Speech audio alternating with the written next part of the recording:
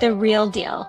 I'm Danielle Sebastian, best-selling author, coach, and yes, I've been through the marriage trenches myself. This show is all about how to actually deal with trauma in relationships and make it work without losing your mind. If you're ready for honest talk, no fluff, and tools that cut through the noise, tune in, because let's face it, love can be a bit of a mess, but it's a mess worth figuring out. This is Love and Trauma, The Real Deal. We love each other. So why is this so hard? If you've ever asked yourself that question after another conversation blew up or another night ended in silence, this is the episode for you. Because I want to tell you something honestly. I tried everything in my marriage. Communication tools, scripts, timing conversations better, staying calmer, being more patient, needing less. And for a long time, I truly believed if I could just figure out the right way to show up, things would finally feel easier. But eventually, I hit a point where I couldn't do it anymore. I was exhausted, really confused, and quietly wondering how a relationship with so much love could feel so heavy. And then something happened. My husband was finally able to put words to the trauma that he had endured during his childhood. And suddenly it was like this missing piece of the puzzle fell into place. It definitely didn't excuse everything, and it didn't magically fix our marriage, but it explained so much. And when I looked back, I realized something that stopped me in my tracks. There were signs, clear signs. I just didn't know how to see them at the time. So in this recap episode, I am pulling together the most important moments from my last 3 conversations to help you see what I couldn't see back then.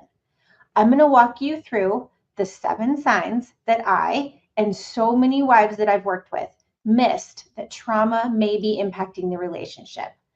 We're going to talk about what CPTSD can actually look like inside a marriage beyond labels or stereotypes. And finally, highlights from my conversation with Lisa Summers, who has spent her entire life, you guys, studying and teaching communication, yet she found herself having to do something with her own dad that she never expected. Because when trauma is part of a relationship, the struggle usually isn't communication, it's safety. And I want you to stay until the end of this episode because I'm going to explain why normal relationship advice hasn't worked for you and what becomes possible when you stop trying to fix behavior and start understanding what's really driving the patterns. So if you've been thinking, we love each other, so why does this feel so hard? You're not imagining it. So let's talk, real talk, about what you might be missing and what that clarity can finally change.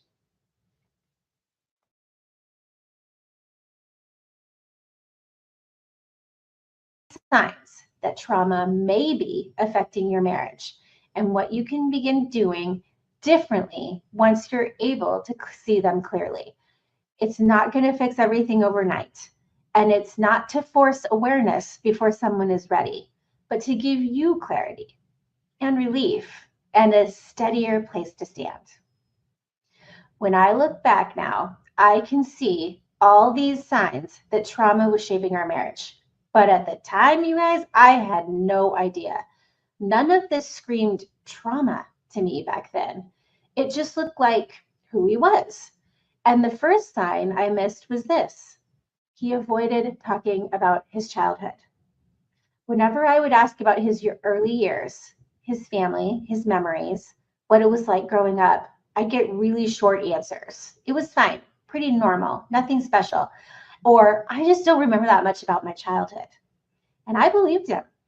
I assumed he just wasn't a sharer, that maybe he was just really private, or that his past really was uneventful. But now I understand something I didn't then. Avoidance wasn't indifference, it was protection. For many people who grew up in unsafe or emotionally confusing environments, looking back isn't neutral, it's activating. So the nervous system learns don't go there. Don't open that door. Stay in the present, stay functional, and stay moving. And from the outside, that can look like emotional distance or disinterest or a lack of depth. But on the inside, it's often a way of just staying regulated. I wish I had known this, because if someone can't talk about their childhood, not even in small, neutral ways, that's not a character flaw. And it's not a failure of intimacy on your part. It just may be a sign that their system learned long ago that remembering equals danger. And when you're married to someone like that, you can feel the gap, even if you don't have words for it. You sense that there's a whole part of them you don't have access to, not because they don't trust you, but because they've never learned how to feel safe there at all. At the time, I didn't see this as a sign, so I just adjusted. I stopped asking. I filled in the blanks, and I told myself it didn't matter. But it did, because understanding someone's story helps you understand their reactions in the present. And when that story stays hidden, even from them, confusion takes its place. So that was sign number one. Sign number two is he needed to control the relationship. So the second sign I missed showed up in conflict. He needed to control the relationship. At the time, it felt really personal. It felt like he didn't trust me, like he needed things his way or not at all. So a lot of our arguments, especially early on, were about control, how things were done, when conversations happened, what was acceptable to feel or talk about. And I remember thinking, why does this have to be such a power struggle? And I thought control meant dominance or stubbornness or insecurity. But now I understand something very different. For someone who grew up in chaos or unpredictability, control becomes a way to create safety. If your early world felt dangerous, unstable, or out of control, your nervous system learns one thing very quickly. If I can control the environment, I can survive. So control in adulthood isn't about winning. It's about preventing threat. The problem is in marriage, control doesn't feel like safety to the partner on the receiving end. It feels like pressure. It feels like rigidity, like you're being managed instead of loved. And without understanding what's underneath, it's really easy to internalize it. You start wondering if you're untrustworthy or too spontaneous or doing something wrong. I know I did. I spent so much time trying to prove that I was safe, that I was reasonable, and I'm very dependable, not realizing that no amount of reassurance could override a nervous system that's shaped by fear. At the time, I did not see control as a sign. I saw it as a relationship issue we needed to fix. But now I know when control shows up again and again, especially around emotions, communication, or closeness, it may be less about the relationship and more about a system trying desperately to stay regulated. And that distinction matters because once I stopped seeing control as something done to me and started seeing it as something that was happening inside him, everything began to shift. All right, sign number 3. He pushed me away when I tried to get close. And this one hurt the most. Every time I tried to get close, he pulled away. And not all the time, and not in obvious ways. And it started when we were dating, when he seemed to always want to stay at his own place, never wanting to stay over at my place. Then later it changed, but in moments that mattered, when I opened up emotionally, or when I reached for deeper connection, when I needed reassurance or tenderness or vulnerability. That's when he retreated. And sometimes it was subtle, a change in tone, a distraction, a shutdown. But other times it felt almost intentional, like he was creating distance on purpose. And there were moments I honestly felt like he was sabotaging the relationship, pushing me far enough away that I might be the one to leave. That confusion was incredibly painful because on one hand, I knew he loved me, but on the other, his behavior seemed to say, don't come any closer. And I remember thinking, If you don't want me, just say it. Why make this so hard? But what I didn't understand then is that for someone shaped by trauma, closeness is very threatening. Not because they don't want love, but because love once came with loss, danger, and abandonment. So pushing someone away can become a way to control the ending. If they leave first or provoke the other person to leave, they don't have to face the terror of being abandoned unexpectedly. And from the outside, it can look like self-sabotage, but underneath it really is fear. And when you're on the receiving end of that, it's incredibly easy to turn inward. You start wondering if you're too much, if you're asking for more than is reasonable, if you should just need less. You shrink, you pull back, you carry your longings quietly. And at the time, I didn't see this as a sign, so I just adapted. But love isn't meant to feel like a test of endurance. And understanding this pattern helped me see something clearly. This wasn't a lack of love. It was a lack of safety with closeness. All right, sign number 4, his reactions felt way too big. This was one of the most confusing signs for me. His reactions felt way too big for what was happening. And this is where that question comes in, the one so many women ask themselves. I wasn't attacking him, so why did he react like that? Simple issues turned into intense arguments. A neutral comment suddenly felt charged. A small misunderstanding spiraled so quickly. And I remember thinking, why does he get so defensive over such small things? Why does everything feel like a threat? At the time, I assumed he was overacting or being dramatic or trying to control the conversation. But what I understand now is this: his nervous system wasn't reacting to me, it was reacting to old wounds. When someone has unresolved trauma, their body can respond to the present moment as if the past is happening again. The intensity you see isn't about the current conversation. It's about a survival response that learned long ago how to stay safe. So a tone of voice can feel like danger. A question can feel like criticism. A request can feel like failure. And once that nervous system is activated, logic doesn't land.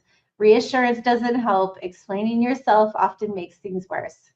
If you've ever found yourself calmly trying to talk something through while being met with outside defensiveness or emotion, you know how disorienting that feels.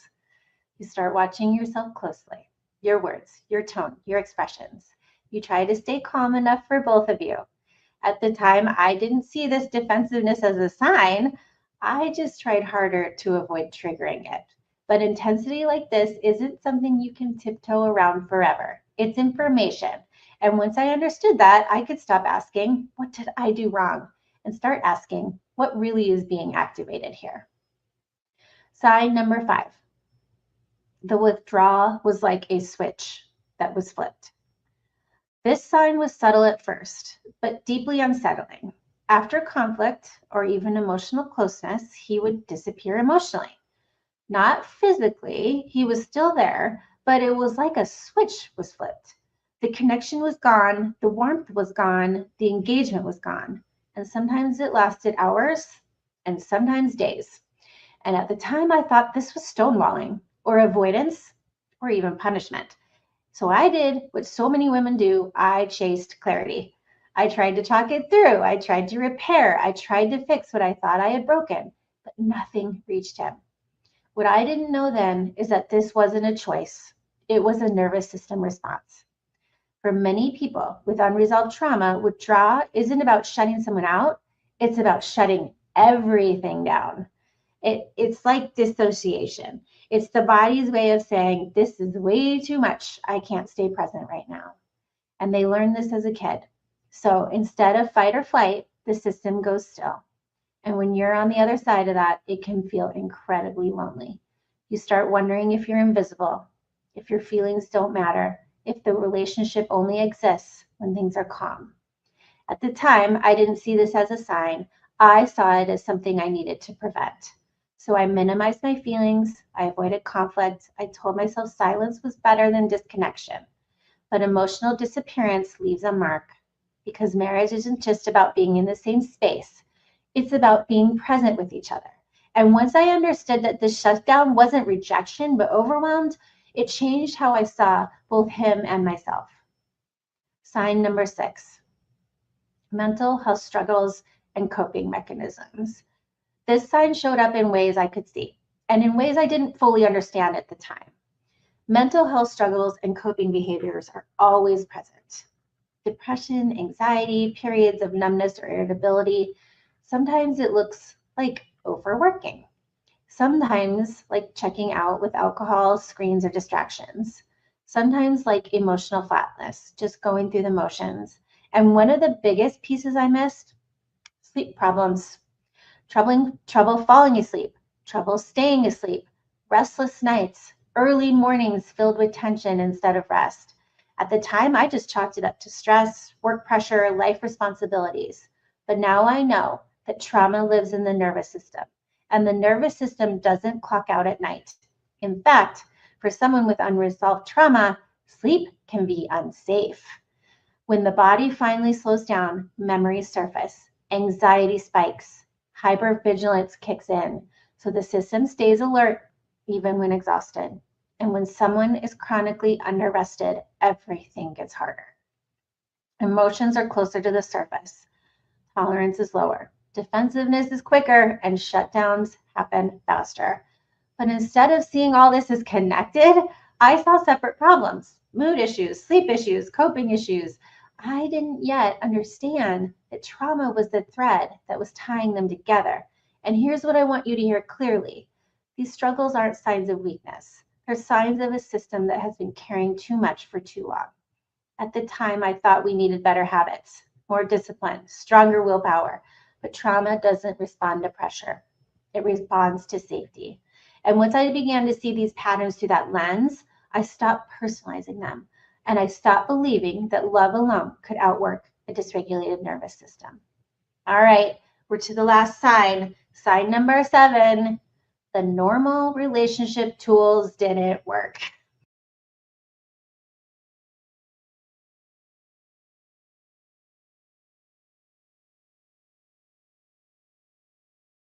So let's talk about what all of this actually looks like inside a marriage. And not in theory, not in diagnostic language, you guys, but in real everyday moments.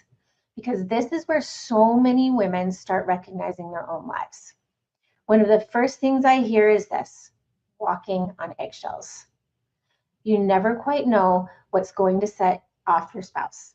A simple comment about how to load the dishwasher, a question about weekend plans. Something that feels really neutral to you suddenly explodes into a big reaction. So you start tiptoeing, monitoring your tone, thinking 3 steps ahead before you speak. Not because you want to, but because it feels safer. Then there's conflict that escalates out of nowhere. What starts as a small disagreement, like who's picking up the kids, money, schedules, it suddenly snowballs. Their nervous system goes into fight, flight, freeze, or fawn. Maybe they get angry and defensive. Maybe they shut down completely. Maybe they'll go quiet or cold or overwhelmed. Either way, the intensity feels wildly out of proportion to the situation in front of you. Another pattern I see constantly is withdrawal and silence. You finally build the courage to bring something up. You speak really carefully. You try to do it right. And then nothing. Silence, hours, sometimes days. And you're left feeling like you don't even exist in the relationship. Then there are mistrust and control patterns. Even when you're trying to help, it feels like they don't trust your intentions, or they need things done a very specific way to feel safe. And when it's not done right, it turns into conflict. And it's not because you messed up, but because control has become their version of safety. And finally, shame spirals. After the blow up, they collapse. They say things like, I'm just the problem. You'd be better off without me. I ruin everything. And suddenly you're reassuring them. You're soothing, you're caretaking while your own needs quietly disappear from the room. Here's the really tricky part. From the outside, none of this looks like trauma. It looks like personality quirks, like emotional immaturity, like someone who's just difficult. But underneath, this is the nervous system replaying old survival strategies, strategies that they needed at one time. The part of them that learned long ago that safety was never guaranteed. And when that trick gets triggered inside a marriage, both of you end up stuck in the same loop. Conflict, withdraw, shame, repeat. And it's not because you don't love each other, but because survival keeps hijacking connection. And this is where so many couples start feeling hopeless because you're doing what you've been told to do, right? You're using the tools, you're trying to communicate better, you're following the advice that works for other couples, and yet nothing changes. And here's why. Most communication advice assumes something really important, that both people are regulated. It assumes emotional safety. It assumes the nervous system is calm enough to stay present. It assumes the conversation is happening in the present moment. But when CPTSD is part of the relationship, those assumptions don't hold. When a nervous system is dysregulated, it is not listening for understanding, you guys. It's scanning for threat. So a calm tone can still feel dangerous. A reasonable rest request can feel really overwhelming. And well-timed conversations can still trigger defensiveness or shutdown. This is why you can say all the right things and still end up right back where you started. And it's not that you're bad at communicating. It's because communication can't override survival. And that's where the familiar advice shows up. If things get heated, take a break, wait 20 or 30 minutes, then come back and talk it through. Now, in theory, this makes total sense and works for lots of people. But if you're in a trauma-impacted relationship, you already know the problem. When one or both of you are triggered, there is no set timeline for when regulation returns. Sometimes it's not 30 minutes. Sometimes it's hours. Sometimes it's days. And forcing a conversation before both nervous systems are ready, it doesn't lead to resolution. It leads to more damage. So many women tell me, I know better than to push it. I can tell he's not ready. And that awareness matters. But here's the other side that rarely gets talked about. When there's no agreed upon way to come back, the conversation often never happens at all, right? Things calm down, life moves on, and you think, why bring it up now? Things are finally okay. Why would I rock the boat? But here's the truth.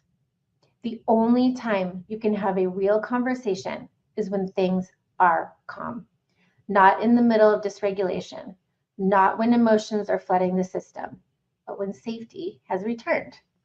So avoiding the conversation in those calm moments, it doesn't protect the relationship. It quietly erodes it because the issue doesn't disappear. It just gets buried. And buried emotions don't heal. They resurface later, often louder, often messier, and often through the same emotional loops we've been trying to escape. Those reactions might seem small in the moment, a sharp tone, a defensive response, a shutdown, but when they collide inside a marriage, they create arguments that circle back, silences that stretch longer each time, and a kind of loneliness you can feel even when you're sitting right next to each other. So this isn't about forcing a rigid timeline. That ignores trauma. It's not about avoiding hard conversations altogether. It's about learning a different rhythm, one that says we don't talk when we're flooded, and we don't pretend it didn't matter once things are calm. Banging your head against the wall trying to navigate the complexities of a relationship impacted by childhood trauma?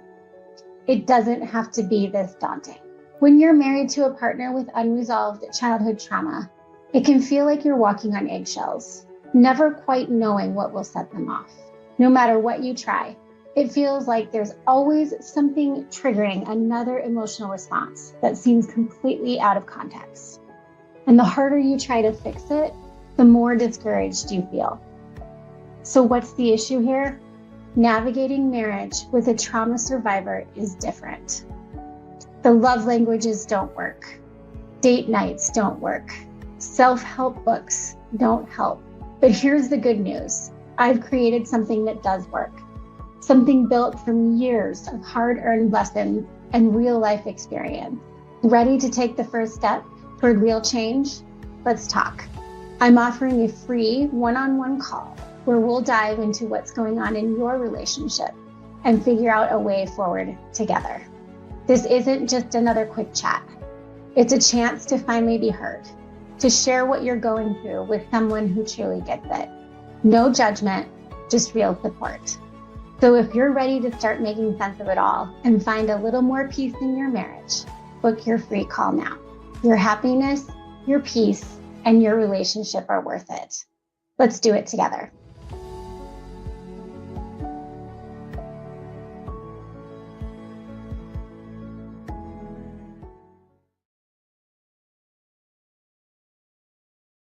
If you had any tips for like dealing with your father and his approach. Oh, that's a great question. I've loved to have known what my dad's primary life language was. I mean, I have no idea. I have no idea.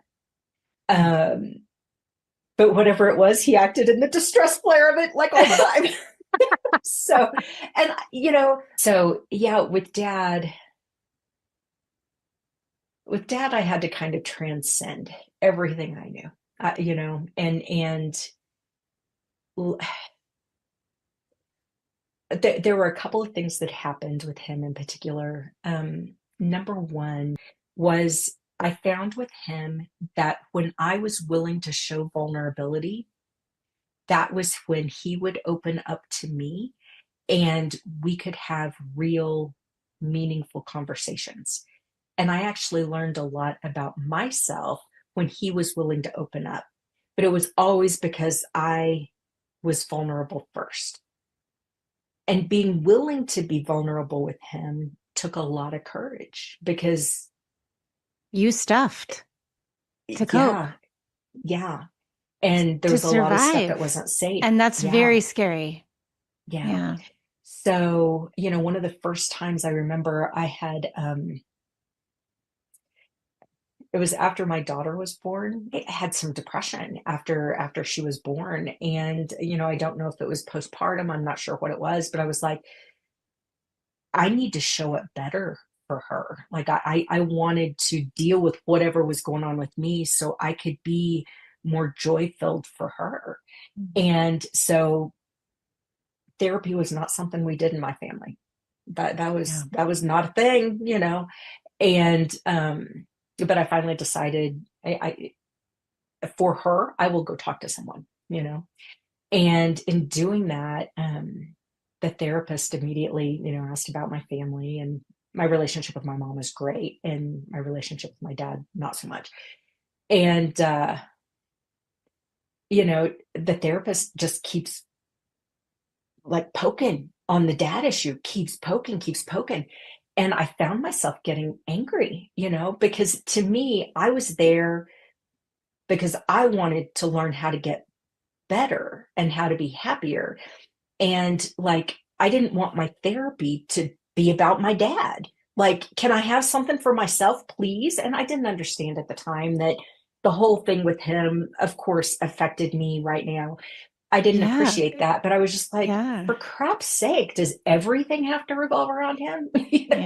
And that therapist ended up firing me as a client.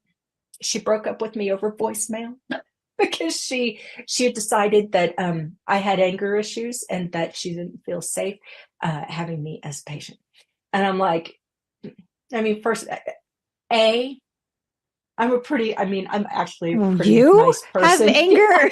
Yeah, I'm actually a pretty nice person. But B, that triggered all the shame of all the ways that I was afraid that I was like my dad, and his anger was so big. And the thought that was coming, that somebody was seeing that in me, I Oh, was horrified. yeah. And so it took me a while to get back in the healing Not the right process. person. Uh-huh. No, but Yeah. one of the things that was good, she had identified, you have self-esteem issues. I'm like, yeah, really?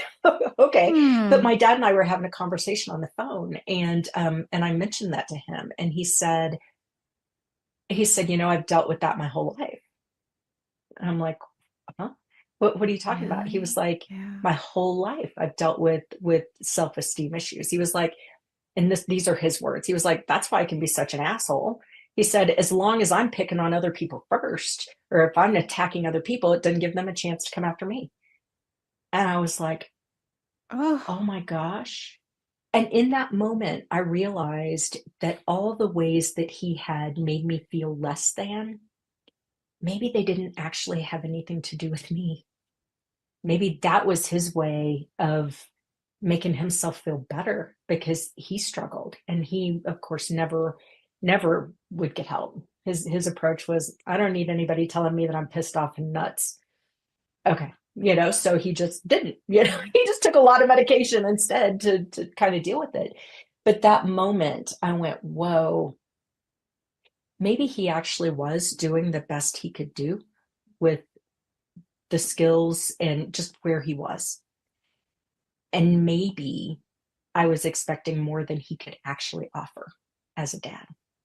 And maybe all the stuff that I've internalized about never being good enough, about, no achievement was ever really worthy. All the stuff that I had internalized to make me feel less about me. Maybe I didn't have to carry that around anymore, you you could know? release it. Yeah. And that was a big thing, but it took me being willing to be open with him, for him to be open with me, and for me to take that openness and go, whoa, okay, what can I learn from this? So there is power in vulnerability, but man, for someone who's experienced any kind of trauma in the past, that is some scary stuff, especially if it's with the person that kind of inspired a lot of the trauma. Yeah. That is very scary. Yeah, Yeah. and I totally see that in some of these relationships as Yeah. well. That you get so resentful, right? We get really resentful, we get frustrated, confused, and all those things that we sort of lose the empathy. Yeah.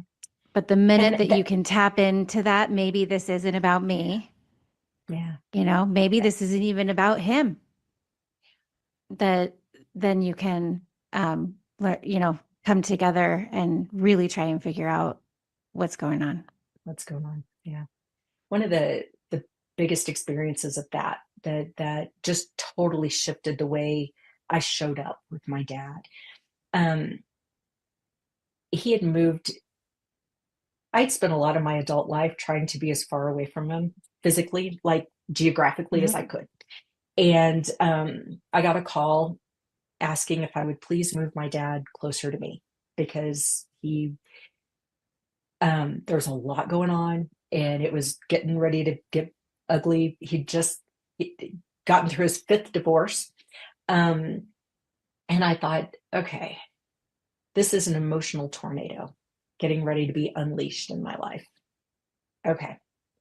And of course, so I find him a little apartment in a senior center, a senior citizens village, it was about 20 minutes from my house, and move him and his little dog there.